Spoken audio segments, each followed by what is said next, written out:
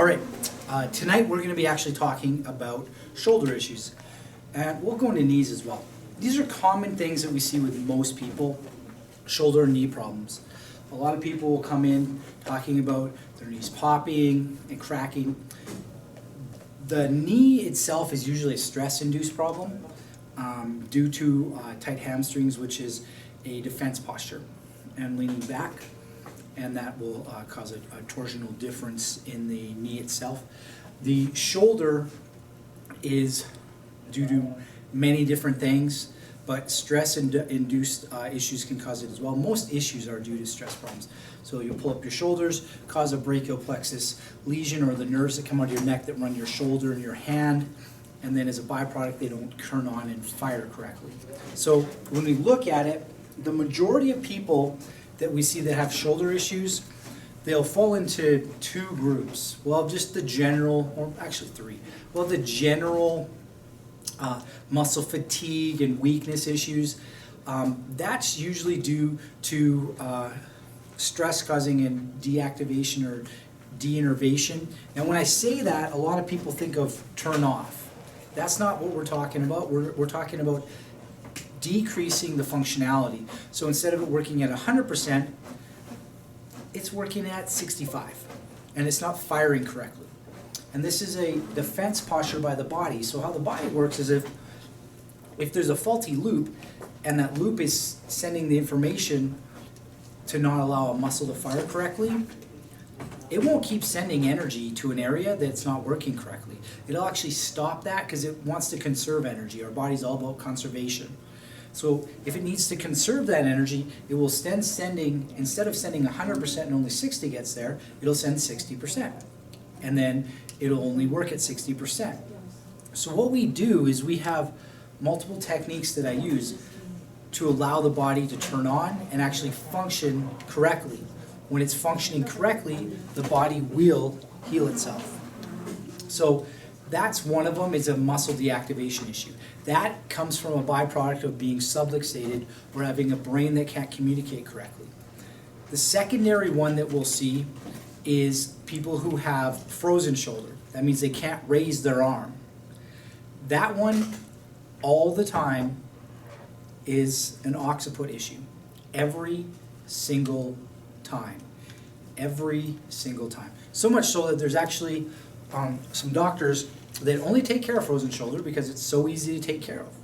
Because if you adjust the occiput correctly, they will have full range of motion. And what I'm talking about is people who come in who cannot move their arm. Literally, this is full range of motion. We take care of the occiput, and they have full motion instantly. That's always an occipital issue. The last one we see a lot of is people that have rotator cuff issues. And that's just a catchphrase that a lot of people will say, well, I have a torn rotator cuff. And most people aren't even aware of what the rotator cuff is. And that's a problem because the rotator cuff is just muscle. So I'm saying I have a torn muscle. Well, if you ever torn a muscle, here's the cool thing about muscle, it regrows itself. And it gets back to normal. And it will actually heal itself. So if you have a rotator cuff issue, unless it's completely torn off, it's fixable. And most people do not have completely torn off rotator cuff issues. So what I'm going to do is show you 4 simple tests that you can do. And if somebody says you have a rotator cuff problem, if you can do these and go through any motion of these tests, it means it's not completely torn off, which means you can heal and you don't need surgery. I hate seeing people having to get surgery because it's unnecessary most of the time. Now, I'm going to have a lovely assistant come here for me. Okay. Miss Ariel. All right, and what we're going to do is we're going to go through the different rotator cuff tests to show you what to look for. If these tests have any strength, it means the muscle still fires and you can heal yourself and you don't need surgery. So what we're going to do is we're going to have her put her arms up and we're going to keep it straight. So what we're testing, the rotator cuff actually does rotation internally and externally. So what we're going to do is just push down. 1, 2, 3, hold. And she locks. That's one of the tests. The next test, so that's the external rotators. The next test is we're going to push up. That's the internal ones. These are usually not the muscles. That's 3 of the muscles right there we just tested. Supraspinatus, infraspinatus, teres minor, and subscapularis. We tested subscapularis, infra, and teres. Supraspinatus is the one, and it has one different movement. And you put your arm down, and you go just to about 15 degrees, you don't go farther, and you push down, and if they can lock it, that's supraspinatus. Now I'm going to show you where these muscles are located. Have you turn around. Supraspinatus is located right here on the top. Subscapularis is actually right underneath, behind your pec bone, your pec muscle. So if you lift up her arm, it's right in the armpit area. Oh. Teres minor is right in here. And teres major is right there. Supra, infra, teres, and infra. So basically, the simple thing is, if you can do those 3 tests, you may have pain. That doesn't mean you have a problem, because pain is a way for your body to defend itself and stop you from hurting a thing. Now the brain's really smart. What it will do is go, if this motion makes pain, I'm going to stop doing the painful motion because I don't want to hurt myself anymore, because there's a problem. The problem with this is that becomes a dominant cycle. So it says, well, I hurt myself, so I'm going to turn this off so I can't hurt myself again. If we don't turn it back on or reactivate it, re-stimulate it through cerebellar stimulation, it will keep deactivated, and then you'll start getting shoulder issues. The problem with this is a lot of people think, well, I'm just going to exercise it. If the nerve isn't firing right, you can try to exercise it all day long, and all you're doing is training in the wrong thing. You're training in dysfunctional patterns, and you're making the brain literally train in an improper pattern. Most rotator cuff injuries, if not all of them, I've not seen one in my career yet, that is not completely fixable. Most people are told they need rotator cuff surgery, and with 2 months of proper care, 2 to 3 months of proper care, it's gone. Now, most of the time it doesn't even take that, it takes 2 weeks. But I give myself leg Y just in case it's a really bad injury. If it's really bad, it can take up to 3 months. But most of the time, within 2 weeks to a month, the problem's gone. Because we reactivate the body, and most people aren't aware of this, every 9 months, we regrow all the tissue. The nerve system controls that. If it's working correctly, we will regrow it correctly, and we'll heal. So if you can do these tests, external, internal, and pull up, we know your rotator cuff works, it's just not working perfectly. That tells me we can help you. Now, if these tests, you can't do it at all, that tells me you either have frozen shoulder or you've completely torn the ligament off of the muscle, or torn the ligament off of the bone, or the tendon, I mean. Ligament's bone to bone, tendon is muscle for the bone. So if you have these, it's easy to help you.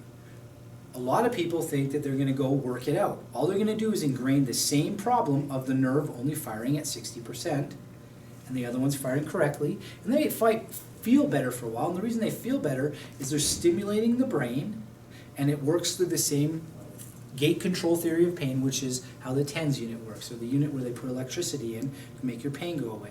And you'll feel good for a little bit, but then the problem will come back because the body will not be adapting correctly. So our goal is to actually change the neurology, or how the brain actually sees the body. The only way you can do this is through adjustment. A chiropractic adjustment changes the way the body interprets the world by upregulating the neural communication. What does that mean? You can process more things quickly. If you have a trip or a fall, your body wants to learn how to protect you. So what does it do? It learns that if I move my arm, it hurts, so don't move your arm. Because that's bad, pain is bad. Well, that learned task leads to you having bigger issues. Or you're driving down the road, you get hit by a car, and your head's way over here, and the body learns, well, why don't I just move the head way over, and then it won't hurt anymore, because I'm going to defend myself. That's okay in a short term, but then that will lead to arthritis, and it can lead to the body being so far out of alignment that it can start leading to improper kinesthetic or feelings going back to the brain. and then that'll lead to more dysfunctional issues. Take things like Parkinson's or tremors. People get these because the joints can't feel correctly. They're not getting proper stimulation and parts of the brain die. And that's literally what happens. So there's ways to help people get rid of that. What we need to do and need to understand, and this is the key, is that the brain causes all disease and causes all health. There is no problem in the body that is not brain-based. The problem is that in our society, we think A equals A. So we think if there's a problem in my knee, it's a knee problem. If there's a problem in my elbow, it's an elbow problem. We don't think of the upstream cause of the downstream effect. So we go, well, if I have a shoulder problem, then my shoulder problem is because I fell. Well, no, your shoulder problem is because you can't adapt. And you can't adapt, so the muscles are deactivating, not working correctly. And if you keep moving like that maladaptation, then you'll start grinding it wrong. So the shoulder's supposed to move like this properly. If one of the muscles doesn't work right, it moves forward, and then it starts wearing out the labrum. Now, is the labrum the problem? No. The brain not talking to the muscle is the problem, which allowed it to move incorrectly. Same thing happens with the knees and the back and everything. Is the inability to adapt to the stressors is what's causing you to get sick. And this is, but more than just leg, back, knee problems, this is also how we get kidney, heart, liver, pancreas. All the organ diseases that we get sick of is because our body can't communicate correctly to it, and we produce either too much or not enough, and that's how we get sick. So it's really simple if you look at the cause, which is a faulty neurological pattern, instead of, oh, my low back hurts, or my knee hurts, or my elbow hurts, or so forth, or my heart isn't working right. If we, in Western medicine, what happens is they go, well, your heart is too high, which is usually stress-induced hypertension, which means I'm really stressful, my body thinks it's being attacked, so it's going to make our heart rate go up really high so that I can move blood to my muscles to run away. So instead of decreasing the stress so you'll heal, we go, take this medication that forcibly will not allow your heart to work correctly. Now, if the body thinks it's going to be continually attacked, what is it going to do? It's going to keep trying to push it up higher. So we got to give you more drugs to turn your body off. And if you keep doing that and counteracting the way the body works, it'll just start attacking itself. These are called autoimmune diseases. That's one way to get them, is literally keep turning off, say, inflammation. And then the body goes, screw you, I'm making inflammation all the time. Then we get rheumatoid arthritis. Another way we can get these issues is the nerve system is so stressed out that it won't actually work correctly because it's literally decreased its ability to adapt, and as a byproduct cannot control the immune system, and then the immune system starts attacking you. So the immune system just randomly decides something's bad and starts attacking you. This is all stress-based. If you decrease the stress, disease goes away. We all know stress causes disease, but who is coming to us and saying, if you can change your brain waves, you'll get healthy? It's not the medical profession. They're saying, treat it with a pill, a potion, a lotion, some new snake oil from some guy around the corner. And I'm making fun of this because it's really that stupid. These things do not cure you. If they did, stop taking them and see if you're cured. And we all know you're not cured because the problem's still there.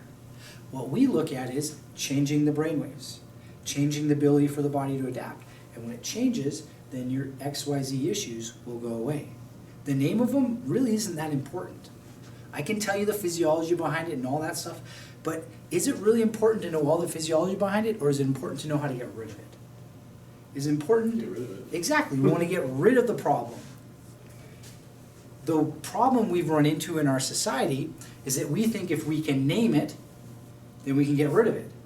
Well, the problem with that is that our best diagnosticians are only right 30% of the time. So if they're only right 30% and that's the best ones, how are the not so good ones? How are the doctors who barely got through school doing? And that's the majority of them, because not everybody's the best doctor. They're not doing very well. And that's why what we see in modern medicine is try this, try this, try this. It's a guessing game. It's literally roulette. Spin the wheel and I hope I get it right. And if your symptom goes away, I'm happy. That doesn't mean they're healthy. What we need to do is change the neurology, which allows the brain to relax, the body to go into relaxation, and it will heal. The major causes of disease in our country, or the two major causes of death, are cancer and heart disease, and they are both directly caused by stress. And this isn't conscious things that we're aware of, this is subconsciously how we react to it. If we can take the body out of a stress state, it will heal. And when you talk to people who talk about spontaneous remission, what happens is they learn that they're in control, and they learn to take control of their body, which means they can understand why the stress is happening. They learn to change that, and instantly diseases go away. Easier said than done, because most people are in such a stress state, you tell them to relax, and that makes them more stressed. Relax. Well, I gotta do the XYZ, I gotta go see my kids, I gotta drive the car. That's not gonna make them better, because they don't know how to. They have to have proper ways to deal with it. We'll see in Western medicine, what they'll do is say, okay, well, we're gonna have you do meditation, we're gonna have you do yoga. And these are all very good things, except for 90% of people can't do any of them because they're so stressed out that standing still makes them stressed out. So what we have to do is literally take the brain and gradually pull it down to where it needs to be. And that's more in an alpha or theta state, or the states where the body heals. When it gets into this state, guess what? Diseases go away because the brain's not making them anymore, because you're not in stress and your body heals. So I know I went off topic, and I was talking about knee and shoulder stuff, but the thing is, treating symptoms is not what we do. We treat the cause. The one cause of all disease is improper neurological function. The one cure of all disease is proper neurological function. It's that simple. We've just been tricked. And I'll explain it to you like this. And they explained it to me in school like this. Oh, that's a bad drawing. So what we're going to do, bear with my very bad drawing. That's an elephant. How beautiful it is. And if you take a bunch of blind people and you go, describe the elephant to me, one will say, well, it's hard and it feels kind of like this, and they're describing the leg. Another one will say, well, it's like the trunk. Another one will say it's like the ears. Let's make those big ears. Another one will say it's like the tail. And they're all describing the elephant. And they're all 100% certain that they know that they know that they know, but they're not seeing the bigger picture. And the bigger picture is this elephant is stress. It's the elephant in the room. It is stress. Everybody knows stress causes disease and stress kills, but we go, we'll help you cope with it. Why would we do that? Why don't we just help you change the way you can adapt to it, and then the same level of stress that made you sick will not affect you. And we see this because this is how powerful a chiropractic adjustment is. A chiropractic adjustment will instantly take you out of beta and put you into alpha. And we've seen this on EEGs. What that means simplistically is you can come in a state of a sick brain function, and we adjust you and we instantly change your brain function. And we allow it to function quicker. We also cause an upregulation in the ability to deal with stress. What does that mean? We can process things quicker. So instead of looking at, well, I have this disease and I have that disease and I have that, I'm going, okay, you have the elephant and you're telling me you have the tail of the elephant, or you have the foot of the elephant, or the ear of the elephant, or the nose of the elephant. That doesn't tell me anything that I need to know. What I need to know is, what are your stressors that are causing your disease? What is the thing that's causing your big elephant? Is it emotional? Is it physical? Or is it chemical? These things cause a maladaptive process in the brain, or an inability to deal with the stress, which lead to your disease. The founder of my profession, chiropractic, knew this, and he knew this in 1895. The problem is my profession has gone away from brain-based stuff and gone into spine-based stuff, which is not what we do. We do brain training and retrain the brain on how it heals. That's the goal. The cool thing is when you actually see why the people are sick, you can see why they get healthy. An example, I have a lady who came in here who's had grand mal seizures for the last 30 years. She's been in a seizure study for the last 30 years. They have not seen any change in her brain function in the last 30 years. We started adjusting her, and what did I have? In 3 weeks, we increased her beta function. And here's the interesting thing about seizures. Seizures are an underproduction. People actually get seizures because they have too much or too little stress in their life. And this isn't stress from the environment. This is their brain's ability to actually function at a responsive rate. So the body actually produces a seizure to stimulate the brain so it feels well.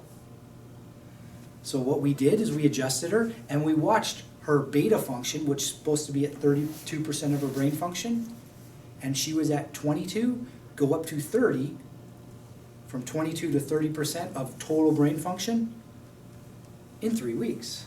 Now that doesn't sound like much, but here's the deal. If you talk to anybody who does bio-neural feedback, what I just did will take them 20 years. And we did it in 3 weeks. And the people who do bio and neural feedback to change the brain state this, that one chiropractic adjustment with proper neurobiofeedback is equivalent to 200 neurofeedback sessions to change the brain. The reason why the adjustment is so powerful is it makes the body adapt, and it's a reset switch, and it literally makes the body do what's called neurulation, or grows new nerves.